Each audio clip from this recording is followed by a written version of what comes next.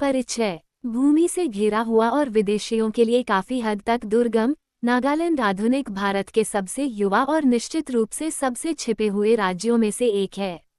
हिमालय के पूर्वी छोर पर दुनिया के बाकी हिस्सों से कटा हुआ, ये 16 तिब्बती बर्मी जनजातियों के लगभग 2 मिलियन लोगों का घर है, जो 1950 के दशक की शुरुआत से भारत से स्वतंत्रता के लिए एक दूरस्थ और शायद ही कभी रिपोर्ट की गई लड़ाई लड़ रहे हैं। लड़ाई छिटपुट रूप से जारी है, प्रतिद्वंद्वी स्वतंत्रता आंदोलनों और भारतीय सशस्त्र बलों के बीच झड़पें नाजुक संधियों को कमजोर कर रही हैं, जबकि पर्यटक, जिनमें से कुछ अपने आसपास लड़े जा रहे संघर्ष से अनजान हैं, राज्य के अधिक शांतिपूर्ण क्षेत्रों का आनंद लेना जारी रखते हैं।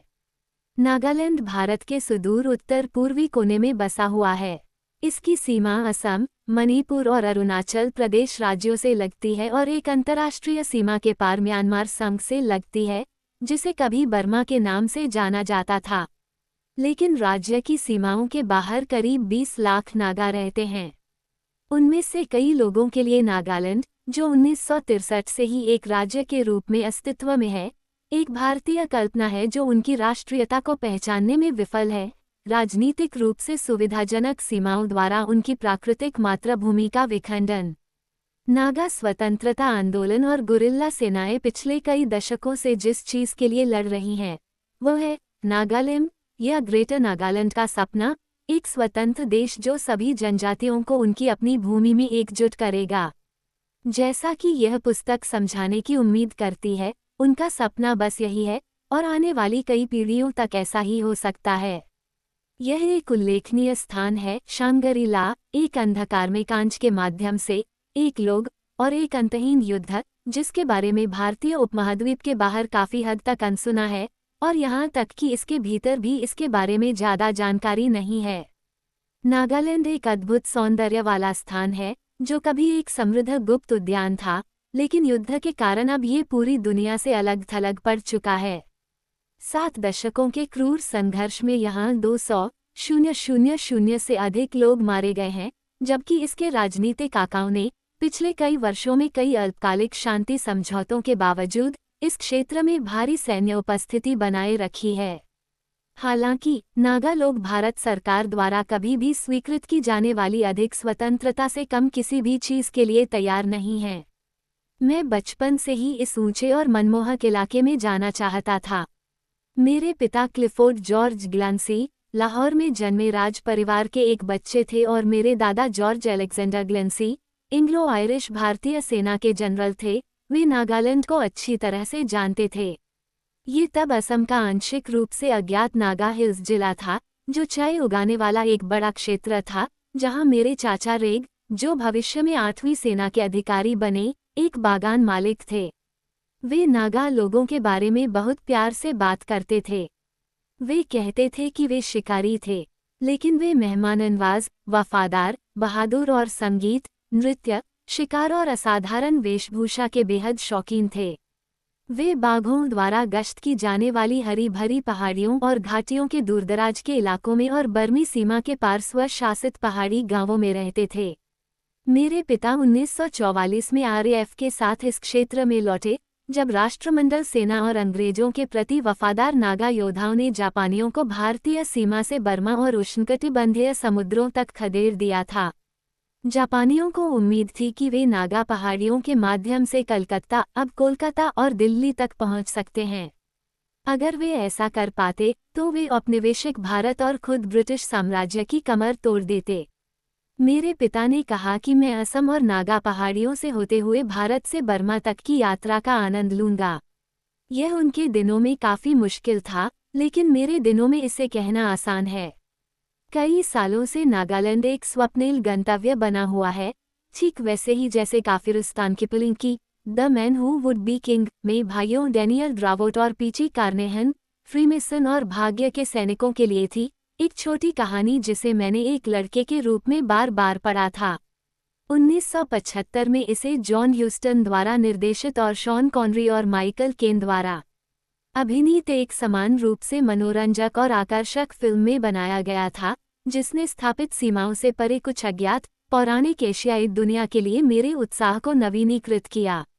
हालांकि बचपन में नागालैंड के बारे में जो कुछ लिखित संदर्भ मुझे मिले वे शायद ही उत्साहजनक थे। मुझे याद है कि मैंने H.E. बेट्स की द जैकरांडा ट्री की सेकेंड हैंड पेपरबैक कॉपी उस समय खरीदी थी जब ये लेखक अपने डरावने अंग्रेजी उपन्यासों लव फॉर लिडिया और the darling buds of May के लिए सबसे ज्यादा जाना जाता था, लेकिन द्वितीय विश्व युद्ध के दौरान RAF के लिए फ्लाइंग ऑफिसर एक्स के रूप में लिखी गई कहानियों के लिए नहीं। बेट्स ने इनमें से एक को द जैकरांडा ट्री में विकसित किया, जिसे 1949 में प्रकाशित किया गया। ये बर्मा में अंग्रेजी बसने वालों की कहानी है जो जापानी सेना के पीछा करने के साथ भारत में एक दुखद पलायन करते हैं। चावल मिल के प्रबंधक पैटरसन के नेतृत्व में उनका मार्ग उन्हें उत्तर की ओर ले जाता था। नागा क्षेत्र से होकर पहाड़ियां भले ही कठिन थीं, लेकिन वह रास्ता जानता था, अगर आप इसे सड़क कह सकते हैं, तो लगभग 120 मील उत्तर पश्चिम की ओर, मोटे तौर पर नागा देश की दिशा में, लेकिन उससे आगे वह नहीं जानता था और बहुत कम लोग थे जो जानते थे। वह केवल अनुमान लगा सकता था कि वहाँ क्या है। जल्द ही चावल के खेतों की खुर्च कर बनाई गई सीढ़ियाँ उन दयनीय खेतों में बदल जाएंगी जहाँ कुछ भी नहीं उगता, सिवाय सबसे पतले तिल और बाजरे के, जहाँ फसल के समय हमलावर तोते के झुंड केले के हरे रंग के टिड्डों के झुंड की तरह बीज को नष्ट करते हुए दिखाई देते हैं।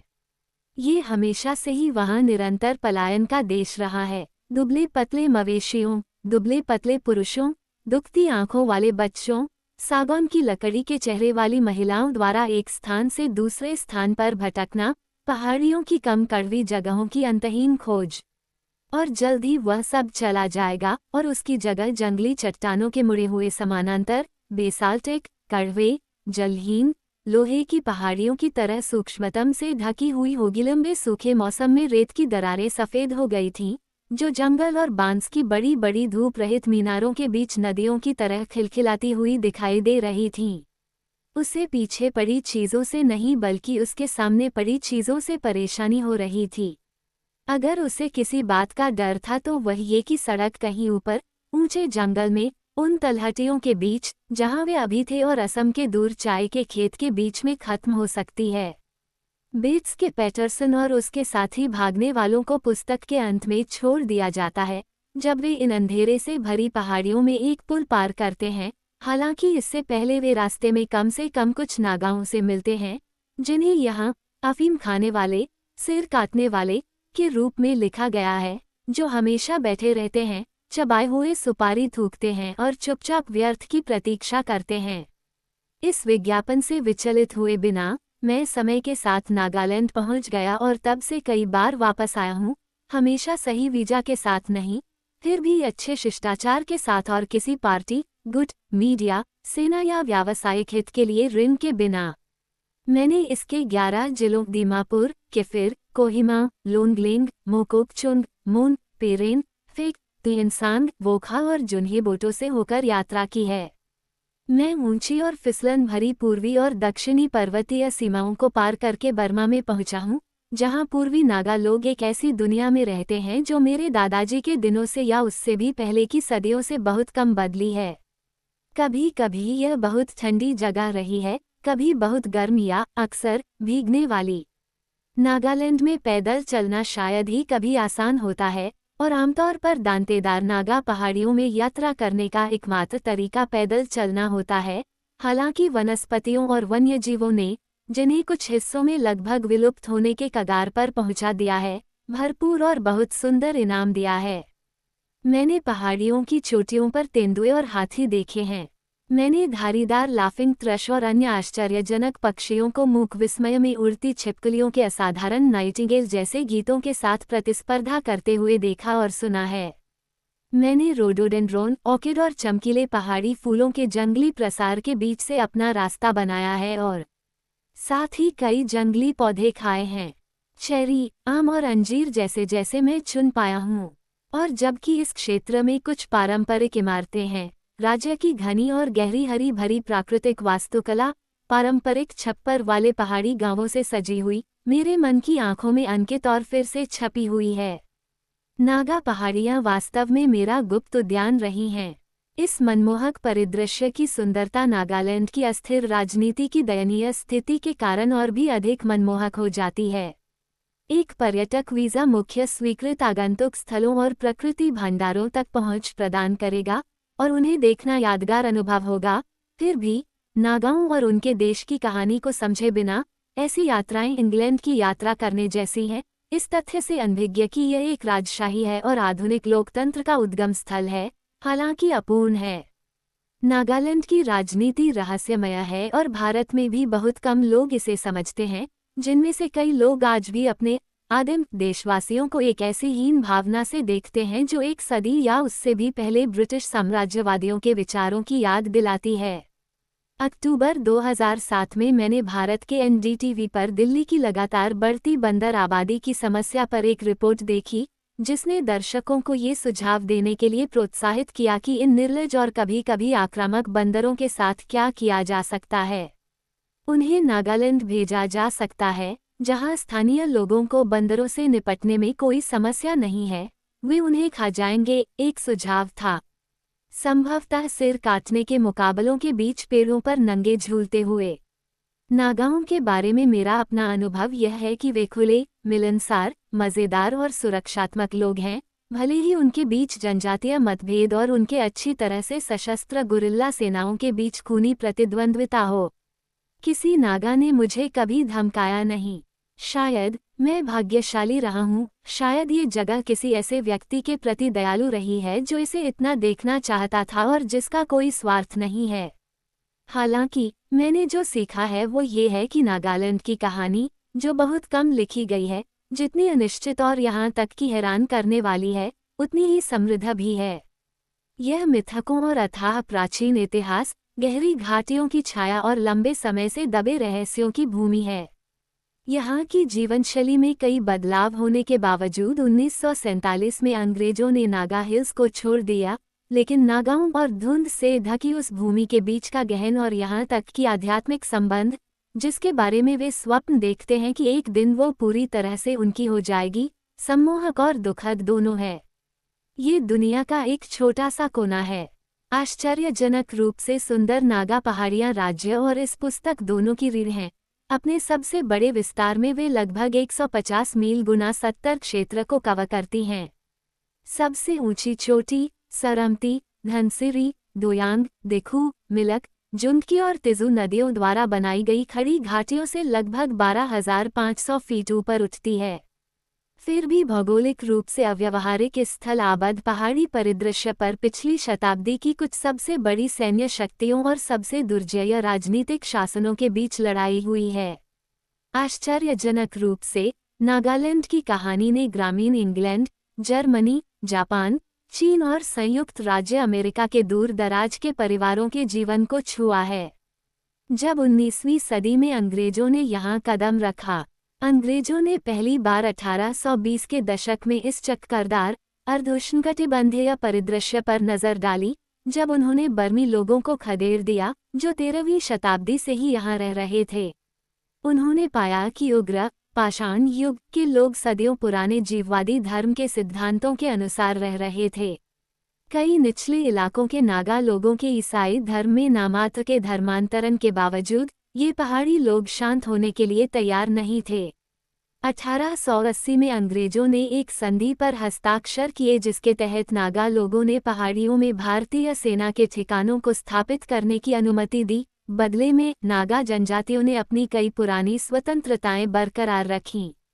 नागरिक और आपराधिक प्रशासन नागा लोगों के हाथों में रहा, जहां अंग्रेजों की तत्काल कोई दिलचस्पी नहीं थी। लगभग 70 साल बाद 1947 में नागालैंड को नए स्वतंत्र भारत में शामिल किए जाने से ठीक एक दिन पहले जनजातियों ने अपनी स्वतंत्रता की घोषणा की। हालांकि महात्मा गांधी ने नागा लोगों को अपने भाग्य का अनुसरण करने के लिए अनिच्छा से आशीर्वाद दिया था, लेकिन भारत के पहले प्रधानमंत्री पंडित जवाहरलाल नेहरू ने नागा लोगों को अपने भाग्य का अनुसरण करने के लिए आशीर्वाद दिया था। प्रधानमंत्री ने निश्चित रूप से ऐसा नहीं किया था। 7 साल तक बातचीत बेकार चली, जिसके बाद 1954 में भारत ने 100,000 सैनिकों के साथ आक्रमण किया। हजारों नागाओं को 59 अस्थायी यातना शिविरों में ले जाया गया, जहां कई लोग या तो भूख से या दूषित पानी पीने से मर गए। दिल्ली से आए गोली चलाने के आदेश के कारण अनगिनत नागा, लड़ाके और नागरिक मारे गए। 1964 में युद्ध विराम की घोषणा की गई, जिसके बाद नागालैंड को भारत का एक राज्य घोषित कर दिया गया। जल्द ही फिर से लड़ाई शुरू हो गई, जिसमें दोनों पक्षों की ओर से अत्याचार किए गए। संघर्ष ने राजनीतिक रुख को ध्रुवीकृत कर दिया। 1980 में माओवादी ईसाई क्रांतिकारी बल national socialist council of Nagaland (NSCN) की स्थापना की गई। समाजवादी राज्य और ईसा मसीह के लिए लड़ते हुए NSCN ने आज तक आधुनिक भारतीय सेना और अपने ही रैंकों में अलग अलग गुटों के खिलाफ विभिन्न रूपों में लड़ाई लड़ी है। हालांकि व्यापक दुनिया में उनका प्रतिनिधित्व बढ़ रहा है। उत्तरी अमेरिका के साथ साथ मुख्य भूमि भारत में भी कई नागा डॉक्टर और विश्वविद्यालय के प्रोफेसर हैं। सभी नागा दिल से और अपनी हड्डियों में अपने शक्तिशाली और बहुत अधिक आबादी वाले पड़ोसी के प्रति द्वेष रखते हैं। ज्यादातर नागा निश्चित रूप से भारत के बाकी हिस्सों के लोगों से बहुत अलग तरीके से रहते हैं। नागालैंड एक ग्रामीण राज्य बना हुआ है। आबादी का 4/5वां हिस्सा छोटे अलग थलग गांवों में रहता है। पहाड़ियों की चोटियों के किनारे सबसे प्रमुख बिंदुओं पर बसे, दिन में हरे, नीली और फिर सूरज ढलने के साथ बैंगनी रंग के पारंपरिक गांव आज भी बड़े बड़े लकड़ी के दरवाजों से घिरे हुए हैं, जिन तक पहुंचने के लिए संकरी धंसी हुई पगडंडियां हैं, ठीक वैसे ही जैसे वे सदियों पहले थे। भारतीय मानकों के हिसाब से भी नागा बहुत गरीब हैं। नागालैंड की आधिकारिक प्रति व्यक्ति आय, हालांकि विश्वसनीय आंकड़े मिलना मुश्किल है, लगभग 75 पाउंड $120 प्रति वर्ष है। हालांकि सबसे दुर्गम घाटियों में रहने वाले लोग अगर कुछ भी कमाते हैं तो काफी कम कमाते हैं। और भले ही कुछ नागा लोग आधुनिक दिखते हों, चाहे वे नाम के लायक कुछ कस्बों में हों, जीन्स, ट्रेनर और यहाँ तक कि ऊंची एड़ी के जूते पहनते हों और अपने कानों से मोबाइल फोन चिपकाए रहते हों, आदिवासी लोग अपने आप को एक अलग पहचान देते हैं। वफादारी उन्हें ऐसे बंधनों से बांधती है जिन्हें पहली बार आने वाले पर्यटक के लिए पहचानना मुश्किल होता है। नागा लोग आपस में कम से कम 17 अलग अलग भाषाएं बोलते हैं, जिनमें अंगामी, एओ, चांग, कोन्याक, लोटा, संगतम, सिमा और अंग्रेजी शामिल हैं। और जाहिर है अनगिनत बोलियां हैं। नागा लोग जो नहीं बोलते हैं, सिवाय करिया बनाने या दुकानों में काम करने और दीमापुर में नए सेवा उद्योगों में काम करने के, जो कि नागालैंड के मुख्य प्रवेश द्वार के रूप में कार्य करता है, वह है हिंदी, जो भारत की आधिकारिक भाषा है। कुछ मुख्य शहरों से दूर और वैश्विक पूंजीवाद के धीमे आक्रमण और यहाँ तक कि 2009 में television celebrity chef Gordon Ramsay की यात्रा के बावजूद नागा संस्कृति उल्लेखनीय रूप से बरकरार है। अंग्रेजों द्वारा संरक्षित और काफी हद तक अकेले छोड़े गए नागा जनजातियों को इस बात का बहुत कम या कोई अंदाजा नहीं था कि उनका देश वह देश होगा जिसके जरिए जापानी शाही सेना कलकत्ता के लिए अपने कथित विजयी रास्ते को काटने की कोशिश करेगी, और टोक्यो का मानना था कि 1944 में राज का पतन हो जाएगा। नहीं, उन्होंने कल्पना की होगी कि कम्युनिस्ट चीनी भारत के साथ अपने युद्ध में 20 साल से भी कम समय बाद इस ओर आने की धमकी देंगे। डिफ़ॉल्ट रूप से दुनिया का यह अलग थलग कोना, जहां ऐसी जनजातियां रहती हैं जिनके जीवन के तरीके सैकड़ों सालों में उल्लेखनीय रूप से कम बदले हैं, अंतर्राष्ट्रीय महत्वाकांक्षा का एक अप्रत्याशित केंद्र बन गया, वैश्विक महत्व का एक असंभव जंक्शन। मेरे लिए ये नागालैंड के बारे में सबसे असाधारण चीजों में से एक है। जीवित स्मृति के भीतर कुछ सबसे बड़े राजनीतिक विद्रोह और सैन्य अभियान यहाँ जंगलों और घाटियों में हुए थे, जो ग्रेट ब्रिटेन, इटली, जर्मनी और जापान की मशीनीकृत राजधानियों से हजारों मील दूर थे। मेरी कहानी में हम ऐसे कई किरदारों से मिलेंगे जिनके लिए नागा हिल्स का तब तक कोई मतलब नहीं था जब तक कि राजनीतिक महत्वाकांक्षाएं पूर्वी और पश्चिमी वैश्विक रणनीतियों और वर्षावन रणनीति का विषय नहीं बन गईं। चूंकि 1940 और 1970 के दशक के बीच नागालैंड वैश्विक शक्तियों के लिए एक फिसलन भरा मिलन बिंदु बन गया था, इसलिए भारत सरकार ने इस भौगोलिक क्षेत्र पर अपनी पकड़ मजबूत रखने की कोशिश की है। हालांकि मुश्किल बात यह है कि नागा जनजातियां भारत के साथ जितना संभव हो उतना कम संबंध रखना चाहती हैं। 60 साल बाद भी आज़ादी अभी भी एक सपने से ज्यादा कुछ नहीं है और नागा हिल्स और नागालिम के लिए लड़ाई जारी है, साथ ही इसके साथ अत्याचार भी हो रहे हैं। मैं एक दिन दीमापुर जंक्शन के साथ हांगकांग बाजार से गुजरते हुए खुद को उड़ाए जाने से बाल बाल बचा। मेरे जन्म से बहुत पहले ही नागालैंड को बाकी दुनिया से अलग कर दिया गया था। राज के दिनों में नागा हिल्स में आने वाले पर्यटकों को दीमापुर जंक्शन के पूर्व में यात्रा करने के लिए विशेष आंतरिक वीज़ा की आवश्यकता होती थी। अंग्रेजों का तर्क था कि वे जनजातियों को भारतीय और आधुनिक संस्कृति दोनों से बचा रहे थे। 1960 के दशक से दिल्ली ने और आगे बढ़कर भारतीय नागरिकों सहित किसी के लिए भी नागालैंड में प्रवेश करना लगभग असंभव बना दिया। स्थिति इस तथ्य से और भी बदतर हो जाती है कि नागालैंड खुद जनसांख्यिकी रूप से विखंडित है। इसके लोग अपने देश और भारत तथा दुनिया के साथ इसके अजीबोगरीब संबंधों के बारे में अलग अलग रुख अपनाते हैं। कुछ नागा, खास तौर पर बर्मा के लोग, आधुनिक दुनिया से लगभग पूरी तरह दूर रहते हैं, जबकि अन्य आधुनिक हथियारों, लैपटॉप और सैटेलाइट फ़ोन से लैस गुरिल्ला सेनाओं की सेवा करते हैं। कुछ लोग चाहते हैं कि नागालैंड स्वतंत्रता की स्थिति में वापस आ जाए, भले ही मासूमियत न हो जो 1820 के दशक में अंग्रेजों के आने से पहले थी। कई, शायद अधिकांश, भारत से अलग होने का समर्थन करते हैं, चाहे इसके परिणाम कुछ भी हों, और एक ऐसा ग्रेटर नागालैंड जिसमें इस क्षेत्र की सभी नागा जनजातियां शामिल हों। कुछ ऐसे भी लोग हैं जो कमोबेश पूरी तरह आधुनिक जीवन जीना चाहते हैं, और कुछ ऐसे भी हैं जो आधुनिक जीवन की तलाश में पहले ही पलायन कर चुके हैं।